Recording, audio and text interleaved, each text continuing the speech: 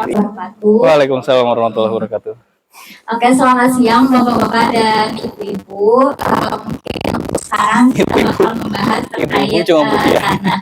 Nah, di sini perkenalkan terlebih dahulu, nama saya di sini saya sebagai tim Tanahara, tim dan Cari.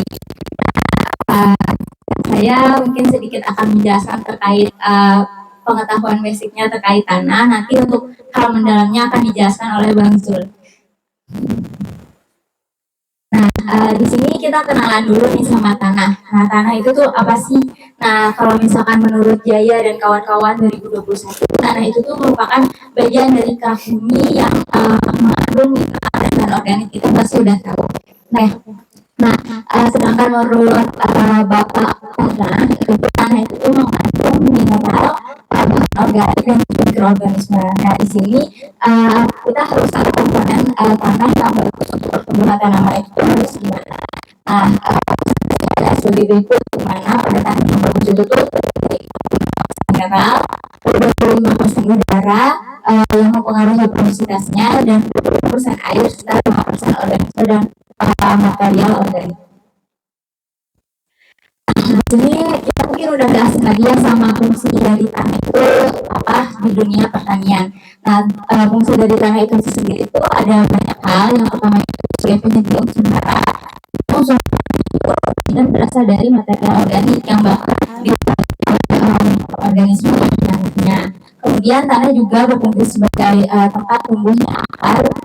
Ini juga pasti kita udah umum tahu, dan sebagai penyimpan air. Oleh karena itu tadi disebutkan bahwa tanah yang baik itu tuh mengandung 25% air. Nah, kalau dari gambar ini kira-kira yang mana yang tanah? Tanah sehat. Ya, tanah yang bisa disebut sebagai tanah sehat itu tuh yang mana? Oke, ya benar, yang kiri. Nah, tanah yang sehat itu tuh yang seperti gambar pada bagian kiri. Namun pada bagian kanan itu tuh sebenarnya tidak bisa dikatakan sebagai tanah, namun biasanya disebut sebagai dirt karena dia tidak baik untuk pertumbuhan tanaman dan biasanya sudah kehilangan bagian topsoilnya. Nah, di sini kita punya ciri-ciri dari tanah yang sehat. Tanah yang sehat itu tuh seperti pada gambar yang kiri tadi, dia umur 70% dari dark coklat atau 70% seperti coklat hitam ya, coklat gelap. Nah, terus di dalamnya itu tuh biasanya kita menemukan banyak cacing-cacingnya. Nah, terus biasanya pada tanah yang seperti itu tumbuh banyak sekali rumputan. Seperti tanah-tanah di sini itu tuh banyak ditumbuh di rumputan, dan biasanya untuk pengolahan atau yang disengaja itu tuh ditanami cover crop. Tujuannya itu tuh untuk apa? Untuk mengurangi tekanan dari energi kinetik akibat dari air hujan yang turun ke permukaan tanah, serta untuk menghindari terjadinya erosi pada tanah. Nah, kemudian tanah yang baik juga memiliki kandungan bahan organik yang tinggi, sehingga bisa diuraikan oleh mikroorganisme yang juga seharusnya kaya dan dikandung oleh tanah yang baik. Nah, adapun ini terkait tanah yang bermasalah. Kalau tanah yang bermasalah itu seperti gambar pada bagian kanan tadi, di mana itu tuh biasanya terjadi erosi atau licin pada material nutrisinya di situ. Nah, erosi pada tanah itu disebabkan oleh apa? Biasanya disebabkan oleh kemiringan lereng, terus intensitas curah hujan yang tinggi, serta tidak adanya vegetasi. Nah, kemudian pada tanah yang bermasalah juga biasanya dia terjadi pemadatan. Nah, pemadatan ini tuh biasanya terjadi karena sering diinjak atau sering terkena peralatan berat, serta memiliki pH yang rendah. Nah, pH tanah yang rendah itu biasanya menghambat pelarutan nutrisi pada tanah sehingga susah untuk diserap oleh tanaman. Nah, untuk survei pada tanah kita melakukan 3 parameter. Yang pertama itu parameter fisik, parameter kimia, dan parameter mikrobiologi.